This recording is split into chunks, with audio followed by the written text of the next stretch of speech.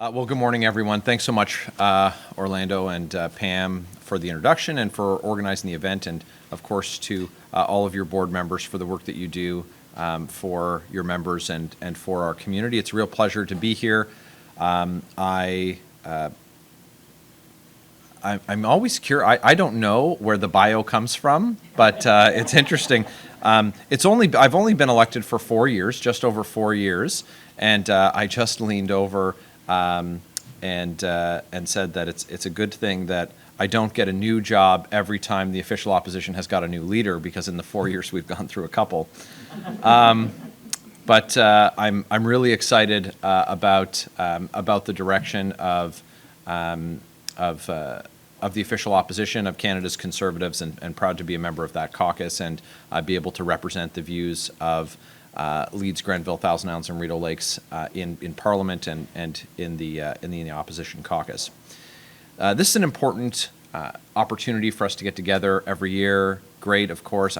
It feels like we've been saying it for a while, but it's important to say, great to get together in person again. These are the things that I look forward to. Sometimes these events, chamber events, are a good example of our chance to touch base with each other, and that's really great. A couple big challenges that people in this room have reached out to me about, and that folks in our community, and you'll see if you're watching public opinion polling, have been concerned about our rising inflation and the effects of those costs on their businesses and on their families, and what that means for the future of our country.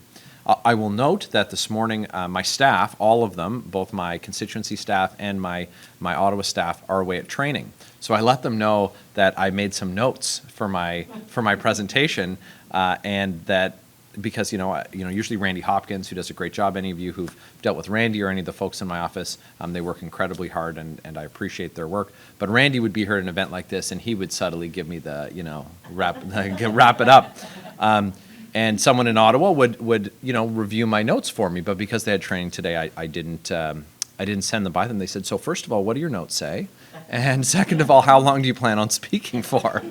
So I just wanted to flag that that this wasn't reviewed in advance.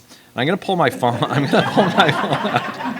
going to put my phone on Do Not Disturb. I expect that in the next hour we're going to get some news from the Bank of Canada, and like everybody else, my insights on that are informed guesswork. What this year is going to look like. But that uncertainty has led to a lot of the concerns that I want to address, and the some of the proposals that we're putting forward to the government, and how we feel they should be steering the ship as we come into the new budget. We're going to see some tax increases this year. Employers, that payroll taxes went up on January 1st. We know that the carbon tax is going up this year. And for anyone who feels that alcohol is a solution and not a cause of life's problems, it's going up 6.3% as well. So that escalator tax is not a tax on escalators; it is a tax on alcohol. So we're going to see increases on in all of those areas. So this is adding to small business costs, but again to household costs. So we're going to see that reflected in consumer behavior over the course of this year. Some of the best thing that the government can do, the most important role that they can play, is to help ease that burden that Canadians are facing. We know that a carbon tax in a community like ours, we're not able to all just buy a Metro pass or an LRT pass. I'm not sure if you'd want to set your watch to that these days.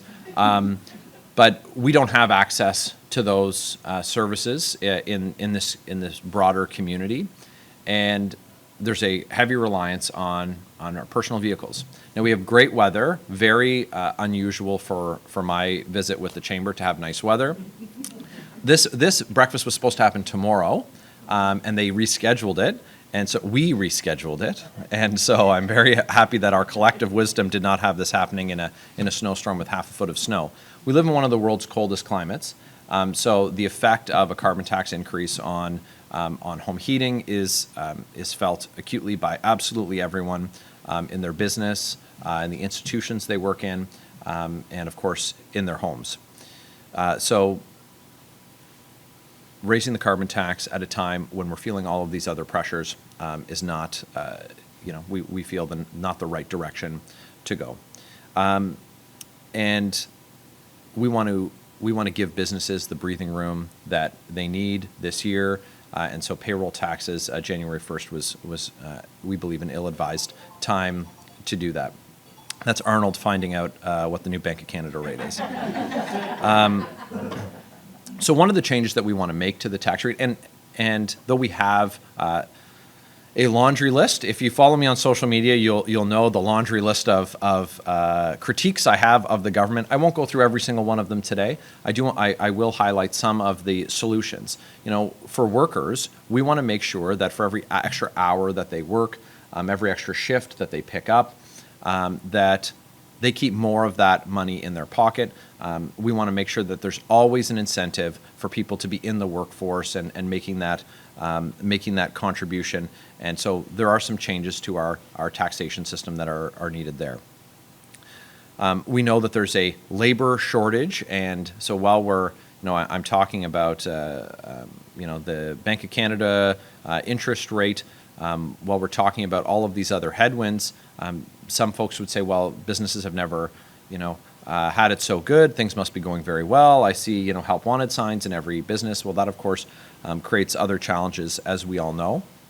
And so the federal government needs to partner with the province and with municipalities to address that very real challenge. Now, one of the desired effects of raising the Bank of Canada raising their interest rate is, in fact, to increase unemployment and to get the inflation rate back down to their target of 2%. That in and of itself, though it results in job losses in the economy, will not solve one-for-one the need for employees, for workers that we have in our area. And we've seen in the healthcare sector, the province of Ontario has made an interesting announcement that's in line with what the physicians across Canada and their nurses have said. In my time on the Standing Committee on Health, we heard oftentimes that one of the biggest barriers that they have across the system is that a nurse is not a nurse across Canada. And so allowing healthcare professionals to work within their full scope of practice in the province of Ontario, if they are registered and licensed in another province, is an important step. We saw that they're allowing pharmacists to work within their full scope of practice more fully as of this new year, and the recognition of foreign credentials, accelerating that process so that the safest place to have a heart attack is not in a taxi cab, it's in an ambulance, or it's somewhere where you have access to a doctor. And we want to make sure that's the beginning of steps that government is taking to address the healthcare human resource crisis that we have, but also human resource, both skilled and unskilled labor challenges that we have across the country and throughout our economy. And a timeline of 60 days, making sure that the government is getting that done. Saying that it needs to be faster is a pretty low bar to clear. We want a 60-day service delivery standard for that foreign credential recognition. And that can be done, of course, it's important to note, without reducing the educational or skills requirement or training requirements for anyone who is working here, but it does identify where the gaps are, and then, of course, give our partners in the education sector the opportunity to help them bridge those gaps and get those people working fully in our community. There was much commentary and some frustration and some laughs when the finance minister talked about folks cutting their Disney Plus subscription so that they could afford to deal with the increased cost of living. I groaned and rolled my eyes like everyone else, but But the concept is one that the federal government needs to take to heart. So that's one thing to prescribe it to families about what they're doing with their discretionary spending. But the federal government needs to match each dollar of new spending, because there will be new program spending. I can tell you, as we come up on the fiscal year, the new fiscal year with the federal government, I receive lots of folks looking for me to advocate alongside them, folks from our community, different stakeholders who want us to make representations on pre-budget submissions to the government. Once they've published their budget, not a lot changes with it, so people want to get in and make those submissions early. The government needs to find $1 of saving for every $1 of spending that they're doing. That's incredibly important when we're on the verge of, there is some dispute on or disagreement on whether we're on the verge of a recession, and it's important that the government is now taking a look at with COVID recovery measures in their rear view. What are they doing to help us weather the storm that they don't know how long it's going to be, and how deep those economic challenges will be for Canadians and for the government. So at 4.25%, the Bank of Canada key interest rate has moved a lot since last March, and at last March it was a quarter of a point, so it was 0.25%. In chatting with a few folks this morning, it was just a little over a year ago where we had folks in government and with the Bank of Canada saying that interest rates would stay low for a long time and that folks could continue to borrow at those rates, and that we were looking at most likely a period of deflation, not inflation. So both of those things proved to be false. So like some of my pontifications about what we can expect this year, those will be wrong. What they offered last year was incorrect. This increased cost of government and their inflationary spending at a time when households are dealing with increases to their, if they took on increases to their lines of credit, or bought, to the top end of what was affordable to them in the housing market over the last couple of years. It creates a challenging situation for households and risks consumer confidence, which of course is a concern to everyone in the business community. The Canadian Federation of Independent Business, and when I offer this information, it's not because you folks don't know people who have suffered, during the last couple of years, or who are having challenges with their businesses. But just to contextualize some of my remarks, 1 in 6 businesses still considering closing their doors, following, having survived the pandemic, with 62% of all businesses still carrying debt that they took on just to get through COVID. So we have a pretty risky environment. We are fortunate in our community that we have, and in this room, we have lots of folks who've given good advice to each other and to local businesses, and have through the fruits of their experience and time, have mitigated some of those risks. And in our community, the workers in our community, taxpayers in our community are the beneficiaries of that prudence, but there is still risk for lots of folks and lots of concern. So I would just again say that's how we got to a point where we're asking the government, and we continue to call on the government, not to raise taxes on Canadians right now. There is no area where there are proposed tax increases where they are adding funds to an underfunded area. So CPP premiums going up is not because they don't have enough money in that account. It does give government the opportunity to take funds from the CPP account and move it to general revenue, and then spend that money on whatever they would like. So that money is not necessarily the insurance policy that folks say, well, you know what, CPP, it's an important part of our social safety net. Yes, it is, but governments past and present, are aware of that and have accessed that money for other programs. Not it's dissimilar. It is dissimilar from our local municipalities. When they raise our water rates, they're not allowed to take that money and then add it to their general revenue. So there are protections there. The federal government, in a surprise to no one, has not tied their own hands that way. So that's why it's important that they don't continue to raise those taxes. Some of the increased spending that we've talked about with the government come from, the creep that comes with a government that's been around for a few years.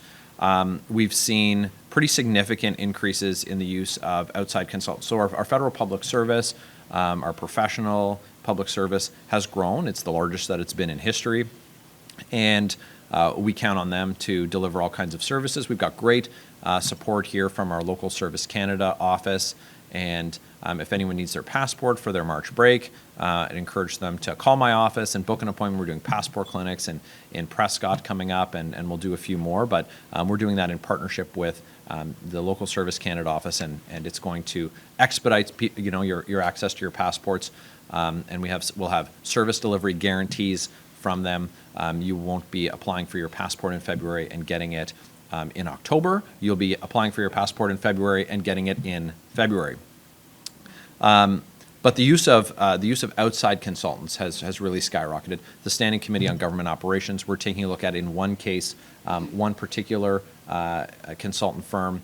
We've seen a six-fold increase with just the use of that one particular consultant, with members of our public service, speaking to media and saying, we don't know what the value for money that's been added to the work product that the federal public service has. So we have hundreds of millions of dollars more being spent in consultants' fees with really no accountability to Parliament, because those consultants don't work for a minister, they work for a department. So we need to make sure that we're getting transparency on how they're spending these hundreds of millions of dollars. And consultants have always been used by government, but what we've seen is many hundreds of millions of dollars more in recent years. And so we need to find out what they're doing, and if there's value for money there, and if these are things that should be pulled back inside our public service for them to deliver on, and if we need to refine the expertise that our public servants are able to offer in some of these areas, let's do that, and keep it in-house. Of course, we saw that with the $54 million that was spent on the ArriveCan app as an example, which ultimately did not, is not still in use. And this all comes amid 40-year high inflation. So the spending continues to increase, and the cost of that spending is astronomical. What we're spending on servicing our debt is more than what the federal government is spending on the Canada Health Transfer. And so healthcare is competing for the dubious distinction of one of the top two concerns for Canadians right now, and for folks in Ontario right now. And the cost of living is right beside it for a concern. And so we need the government to have the room to be able to partner with the province to deliver on healthcare commitments for all of us, here in our community and across Canada. So I see that Pam's checked her watch. I have absolutely no idea how long I've been up here. Yeah, that's right. Yeah, exactly. But there's an awful lot of work to do, and the feedback that I get from folks in our community is what drives the input that I give to my colleagues in the official opposition caucus, the shadow ministers, but also talking to colleagues across party lines. So I have the pleasure of sitting on two standing committees, and so 4 times a week I get to meet with different sets of members from all parties. So on the Standing Committee on Government Operations and the Privacy, Access to Information, and Ethics Committee. So being able to talk about the concerns and priorities of folks in our community, it's all fueled by the feedback that I get from all of you. I don't have time this morning, but would be happy to discuss, because I've heard an awful lot about it, the effect of some of the different policies that have been proposed, like caps on fertilizer use, that's going to have on our farmers. They've also expressed serious concerns about the effect of the carbon tax on their business. We need to make sure that we are creating an environment where Canadians can create jobs, not in an environment where we have a government who's still creating cash instead of that business-friendly environment. We've had over the last number of months some pretty significant examples of flaws in our criminal justice system that are also going to be something that's a top-line item in Parliament. And you're going to see that not just because the official opposition has something to say about it. In a very rare move, all 13 provincial and territorial leaders have called on the government to take a look at bail reform. And this comes on the heels, of course, of the very high-profile murder of police officers by folks who were out on bail, having committed violent offenses in some cases against police officers, folks who had lifetime weapons prohibitions. So that's something that you're going to hear as well. The government and all members of Parliament should be able to walk and chew gum at the same time, should be able to deal with multiple important issues concurrently. That cost of living, that healthcare human resource challenge that we have, the public safety crisis that is emerging, and we're really fortunate in our community. We have folks who are working in partnership to deal with the best they can the addictions and mental health crisis that's not just here in Brockville and not just in Eastern Ontario or Ontario, but right across Canada and raging throughout North America. But we also have a police service who is addressing on a daily basis the challenges of and the consequences of the situation that we have with our criminal justice system right now. And so that's something that's going to need to be addressed by Canada's Parliament. But in the meantime, we're fortunate here in our community to have the work of our Brockville Police and their partners with the Ontario Provincial Police and the Gananoque Police Service, who are dealing with that on a daily basis, and I thank them for that. The entrepreneurial spirit that we've seen across Canada is one that all Canadians can be very proud of. But here in our community, it's one that's been matched with very generous business owners and operators who have continued to support what's always been a very compassionate community. And that is only possible that they're able to be compassionate and to be those good partners and to be those good employers and to continue to grow and expand if they get the support that they need, and providing that support to businesses, small, medium, and large across our community, is what I am seized with for 2023. And it's what I can continue to hear about, and I look forward to continuing to have those conversations with folks. I'm so proud of being from here. I'm so proud of having the opportunity to represent this community. We just had municipal elections, and we have new councils. Well, almost every municipality has a new council. I think Front of Young held 100% of their mayor and councillors, but we have some change in every other council. We have some councillors here today, and I look forward to working with municipal partners, working with the provincial government, and working with members of Parliament across party lines to deliver for our community, because it's really important that everyone has their oar in the water together as we take a look at what's ahead of us. And I would end by saying that I'm very optimistic about the future of our country. I think that we have unlimited potential, and I think that we have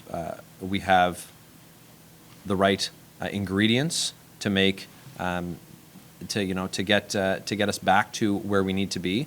But we continue to live in the greatest country in the world, and that greatness takes effort, and I look forward to putting in the effort on your behalf and with all of you to help make sure that Canada stays at the top of the pack. So thank you very much again to the Chamber for having me here this morning. If I haven't taken up too much time, I'd be happy to take questions that anybody has, and wish everybody a very happy New Year. Thanks.